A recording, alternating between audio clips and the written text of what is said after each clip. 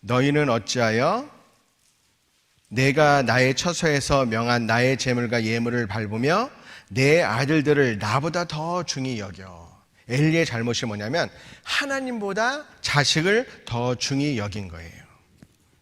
엘리에게 있어서 하나님보다 자식을 더 중요하게 여기는 마음이 있었습니다. 그런데 처음부터 그러진 않았을 거예요. 시간이 흐르면서 점점 하나님의 은혜를 잊어버리고 하나님께로부터 멀어지면서 하나님에 대해 어두워지고 보이지 않는 것을 보이는 것에 대해서 사실 보이는 것을 더 밝게 보다 보니까 자식을 더 중히 여기는 마음으로까지 무뎌진 거예요. 그래서 사람의 마음에 가장 존귀한 자리에 위치해야 될 그런 하나님을 멸시하는 것이었어요. 그래서 하나님 뭐라고 하셨죠? 2장 30절에 보면 후반부에 30절에 그러므로 이스라엘 하나님 나 여호와가 말하노라 내가 전에 내 집과 내 조상의 집이 내 앞에서 영영히 행하리라 하였으나 이제 나 여호와가 말하노니 결단코 그렇게 아니하리라 하면서 같이 읽겠습니다. 나를 존중히 여기는 자를 내가 존중히 여기고 나를 멸시하는 자를 내가 경멸히 여기리라. 엘리에게는 하나님을 가장 존중히 여기는 그 마음이 없었어요. 하나님은 우리의 마음의 왕이요 주인이시고 마음을 다하여 사랑받기에 합당하신 분이잖아요. 조금 더 그게 부족하다면 이건 잘못된 거예요. 예수님이 말씀하셨죠. 내 마음을 다하고 목숨을 다하고 뜻을 다하여 주 너의 하나님을 사랑하라 라고 하셨잖아요. 우리가 늘 일상의 생활 가운데 내 마음을 다하고 목숨을 다하고 뜻을 다하여 주님을 사랑하는 마음이 있느냐? 그렇지 않다면 엘리야 같은 사람이 되는 거잖아요. 보세요. 그 믿음 가운데 믿음의 조상이라고 불리는 아브라함. 그 아브라함의 모습은 어땠습니까? 모리아산에서 그 이삭을 바칠 때 하나님이 뭐라고 하셨어요? 내가 내 아들, 내 독자라도 내게 아끼지 아니하였으니 백세에 낳은 그 아들도 아끼지 않고 하나님보다 더 중히 여기지 않았던 거예요. 이 세상 그 무엇도 우리 마음속에 하나님보다 앞서는 것이 있으면 안 된다라는 것. 내 마음의 중심에, 여러분의 마음의 중심에 무엇이 있습니까? 그리고요, 또 하나의 잘못이 이거예요. 사무엘상 3장 13절에 보면 내가 그 집을 영영토록 심판하겠다고 그에게 이른 것은 그의 아는 죄악을 인함이니 이는 같이 읽겠습니다. 그가 자기 아들들이 저주를 자청하되 금하지 아니하였음이니라. 자식들의 아들들의 잘못을 금하지 않았다. 자녀 교육의 실패죠. 이 엘리의 아들들이 행할 일은 제사장 일을 박탈당함에도 마땅한 그 죄를 지었는데 좋지 하지 않았어요. 그러면서 24절에 보면은 2장입니다. 2장 22절부터 제가 읽겠습니다.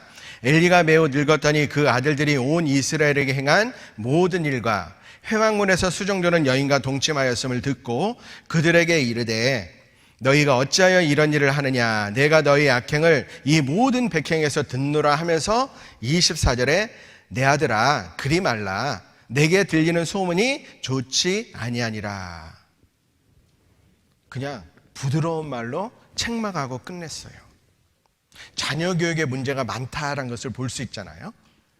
이 홈리와 비느하스의 악행이 어느 날 갑자기 생긴 건 아닐 거예요. 어릴 때부터 가졌던 여러 가지 가치관과 인격이 행동으로 점점 나타난 거잖아요.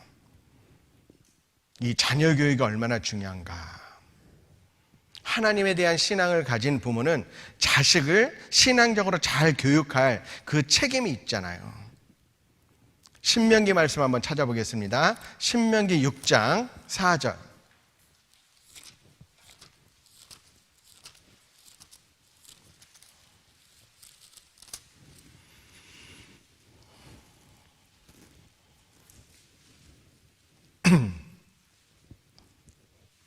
이스라엘아 들으라. 우리 하나님 여호와는 오직 하나인 여호와시니 너는 마음을 다하고 성품을 다하고 힘을 다하여 내 하나님 여호와를 사랑하라. 오늘날 내가 네게 명하는 이 말씀을 너는 부지런히 새기고. 같이 읽겠습니다.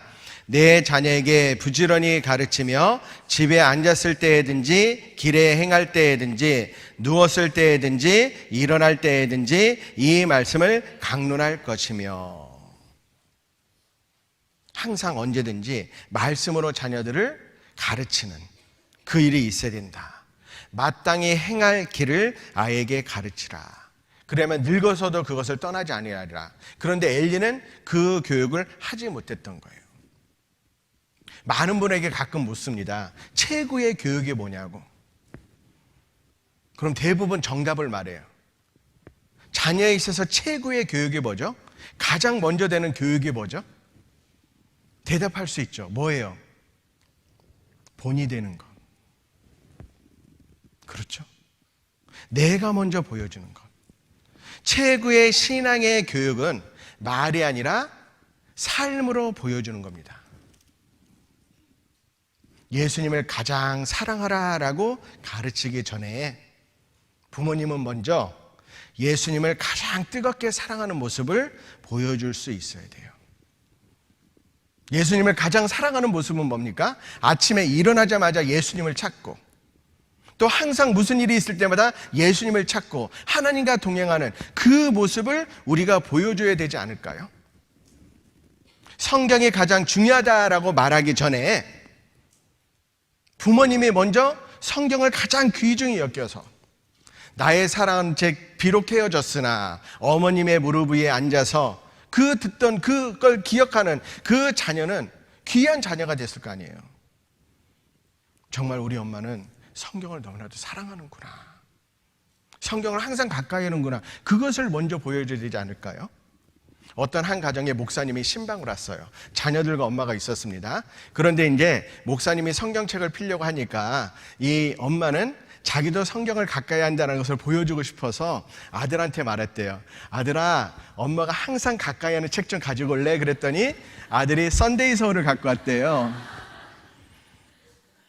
그렇게 보여줬을 거라고 생각했는데 실제 뭘 본 겁니까?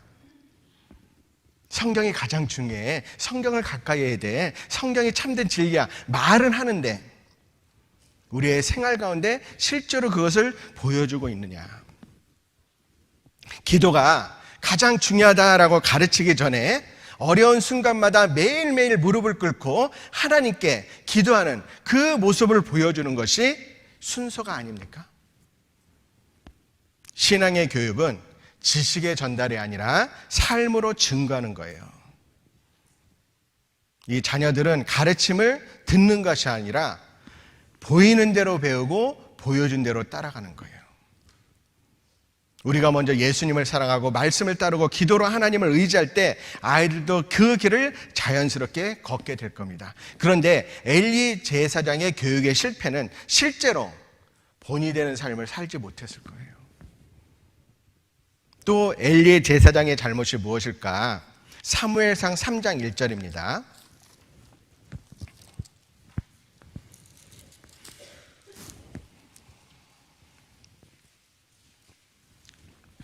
사무엘상 3장 1절에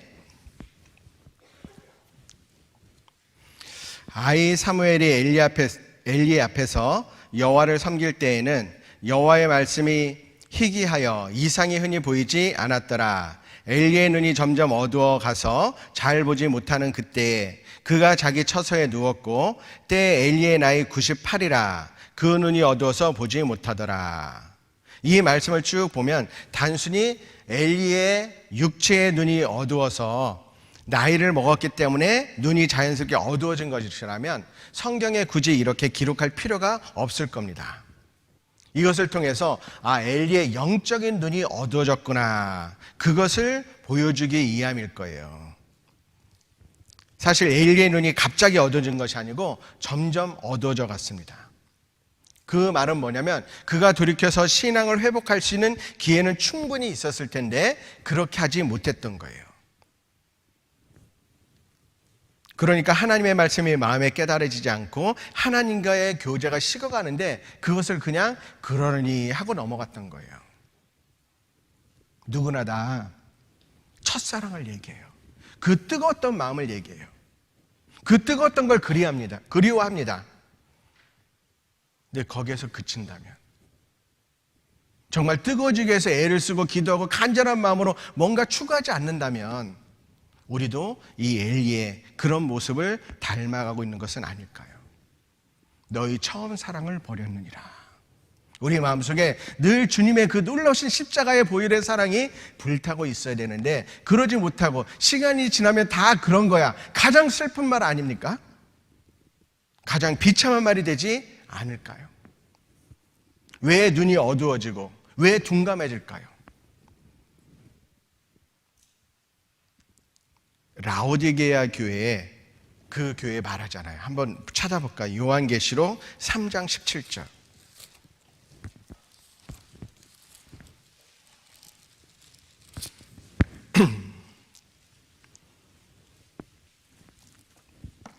요한계시록 3장 17절입니다. 내가 말하기를 나는 부자라 부유하여 부족한 것이 없다 하나 내 공고한 것과 가련한 것과 가난한 것과 눈먼 것과 벌거벗은 것을 알지 못하도다. 내가 너를 권하노니 내게서 불로 연단한 금을 사서 부유하게 하고 흰옷을 사서 입어 벌거벗은 수치를 보이지 않게 하고, 같이 읽겠습니다. 안약을 사서 눈을 발라보게 하라. 이 라오디게아 교회의 문제가 뭐냐면 나는 부자다, 부유하다, 부족한 것이 없다. 육신적으로만 본 거예요. 근데 영적으로는 진짜 곤고하고 가련하고 가난하고 눈이 멀었는데 보지 못한 거예요.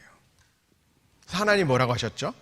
예수님이 안약을 사서 눈에 발라보게 하라. 사실 이 말이 라오디게아 교회 성도들에게는 충격적인 말이었거든요.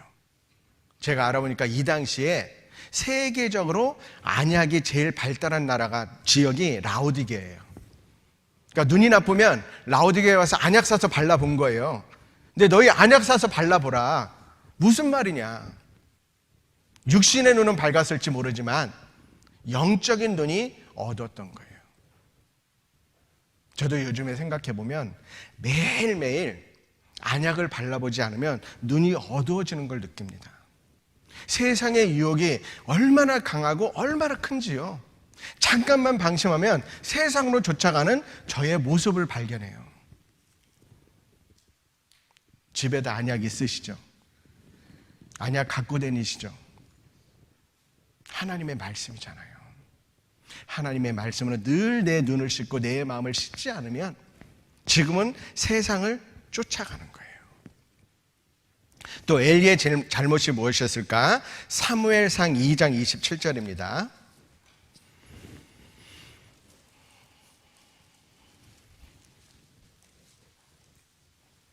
사무엘상 2장 27절에 하나님의 사람이 엘리에게 와서 그에게 이르되 여호와의 말씀에 너희 조상의 집이 애굽에서 바로의 집에 속하였을 때에 내가 그들에게 나타나지 아니하였느냐. 하나님의 사람이 엘리에게 와서 그에게 경고를 했는데 그 하나님의 경고에도 돌이키지 않은 잘못이 있었던 거예요. 너무하다, 그런 생각 들지 않으세요?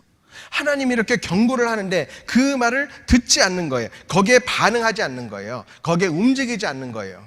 변화하려는 마음이 없는 거예요. 이 성경을 보면 하나님의 사람의 경고에도 엘리가 회개하거나 돌이켰다라는 말이 없거든요. 이게 문제예요. 혹시 우리에게도 그런 모습이 있지 않을까요? 하나님이 늘 우리에게 경고하고 계시잖아요. 이렇게 살면 안 된다. 온전히 신앙생활을 해야 된다. 언제요?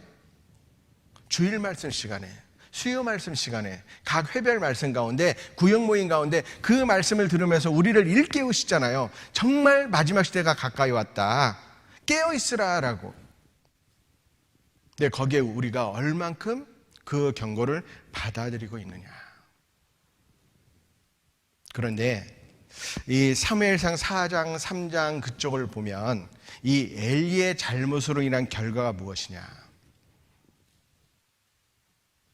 그 결과가 하나님께서 엘리를 떠나셨어요. 그리고 사무엘에게 나타나셨죠. 또 엘리의 잘못으로 인해서 홈리와 비느하스가 죽임을 당해요. 그리고 엘리도 결국 죽었잖아요. 그래서 엘리 자손에게 제사장의 그 명분이 겨우 명백을 잇다가 끊어져요. 명맥을 잇다가 그런 큰 불행을 받았습니다.